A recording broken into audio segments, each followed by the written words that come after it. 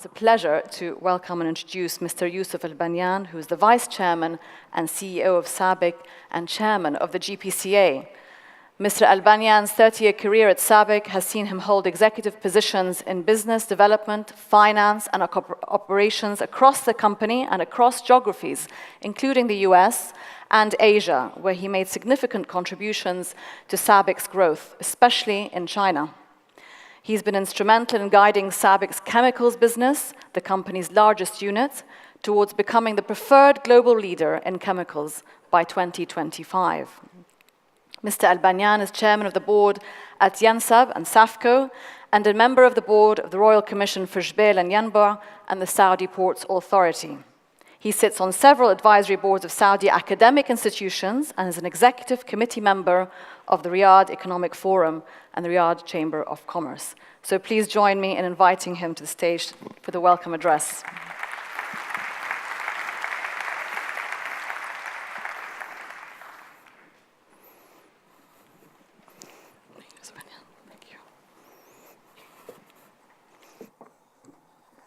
Good morning, everyone.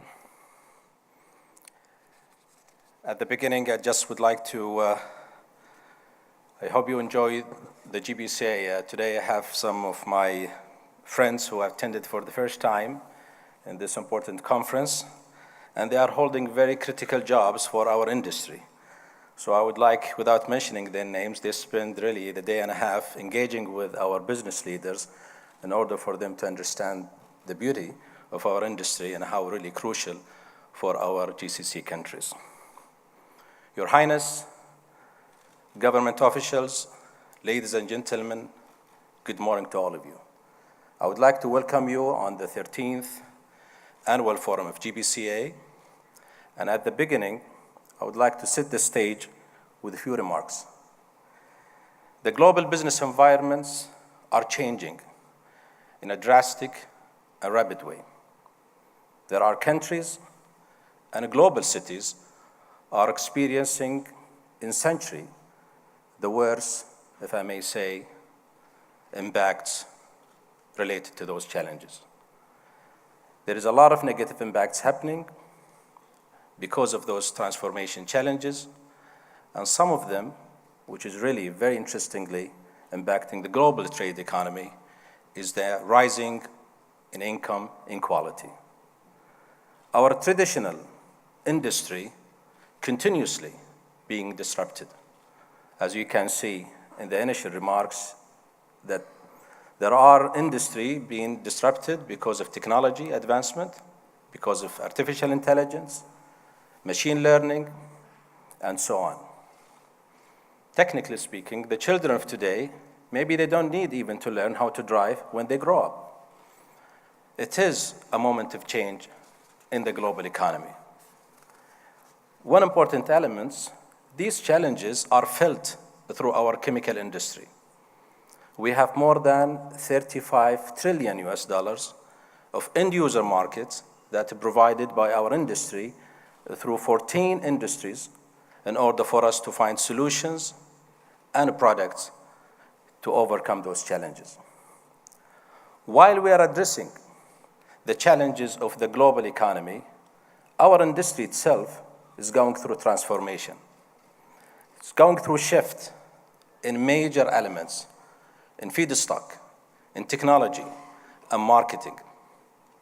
And those changes are created in order for us to see how this is going to create an implications in our industry infrastructures. And it's going to be permanent changes in our industry. Have we made any changes in order for us to deal with those challenges? It's very important in order for us to address them. However, in GPCA, we continuously monitor closely those transformations. Let me remind each one of us, in 2016, here in GPCA, we talked about transformation imperative for business in order to manage the changes on our global environments. Again, here in GPCA in 2017, we talked about the measures that is needed in order for us to continue our performance and make sure that we are providing the right value for our shareholders. And today, in 2018, we're talking about different. We need to discuss, where do we stand in our transformation journey? Have we really make the transformation and the changes required in order for us to invest in the future growth? The chemical industry, is through essential products and services, remains a part of a global economy and industry value chain, and generates around 4 trillion of a global value added. The industry players do this by creating innovative solutions for their customers, be it for individuals or for industry. Given the structural challenges our end-user markets that suppliers are facing, we are bound for transformations. For example, global energy transition and climate change are altering the energy and feedstock landscape. Accelerations on the electrifications of energy value chain and shifting energy mix driven by the decarbonization trend is causing transformative change in the energy and feedstock market. In the same time, the demand for electricity is expected to grow twice as fast as fossil fuels through 2035, rising nearly 27% of a global energy supply. As renewable energies continue their exceptional cost decline, renewables have started to gain scale across the world. This is forcing our feedstock and energy suppliers to rethink their value chain participations and their business model. On the other hand, increasing focus on sustainability and circular economy and rising trade war are changing the end market landscape. With a greater focus on our development for sustainable products, chemical industry players are continuously challenged by end-user market to produce innovative and sustainable product. And the chemical industry is a key contributor to the global sustainability efforts. Innovative chemicals are able to develop of energy efficient product. However, with the rise of protectionism and trade issues, our customers' supply chain are being disrupted, which is also forcing chemical players to rethink and transform their global strategy and rethink about business model as well.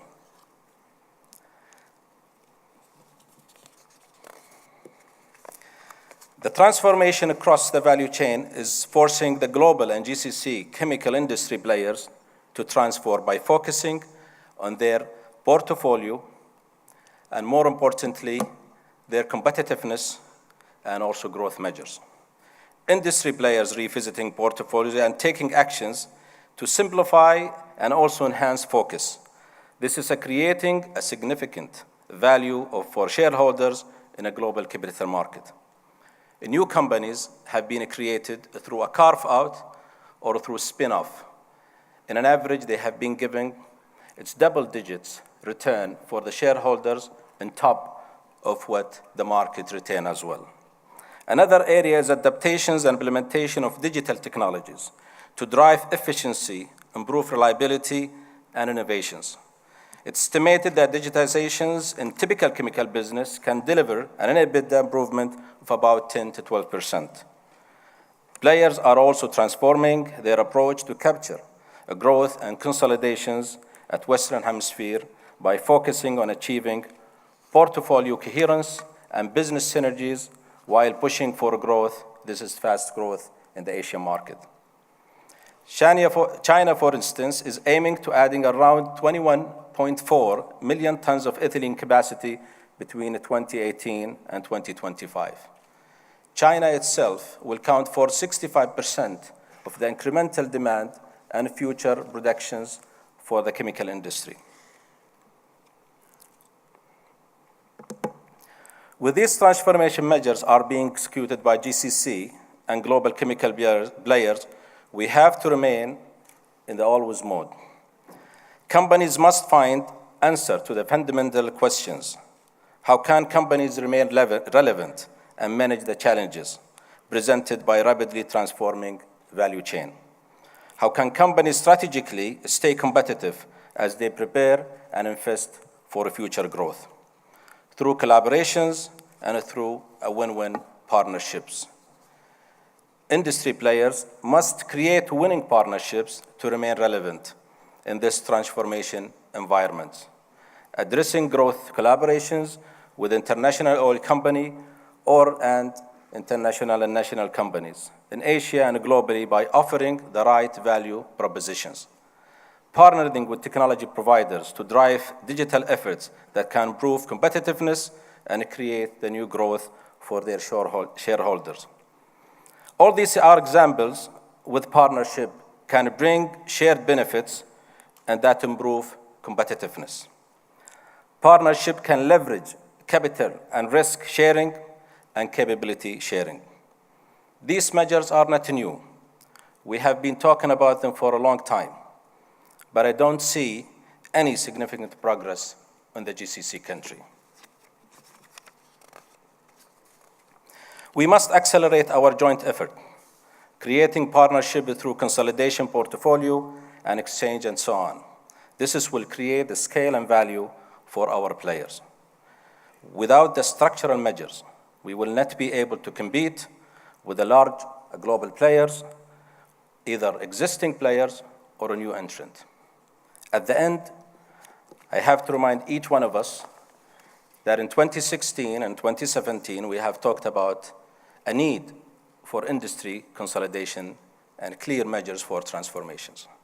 I have to say, so far, there is no enough progress in order for us to secure the future competitive of our industry. I urge strongly here in GPCA to take these opportunities to leverage the network and rethink about your long-term strategy and make sure that you are taking advantage of the leaders' presence in this conference in order for us to reshape the future industry of GCC.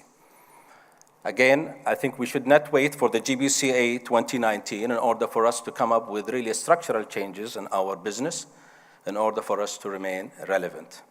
The feedstock advantages that we have enjoyed for the last 40 years and cost of our operations in the region is no longer exist.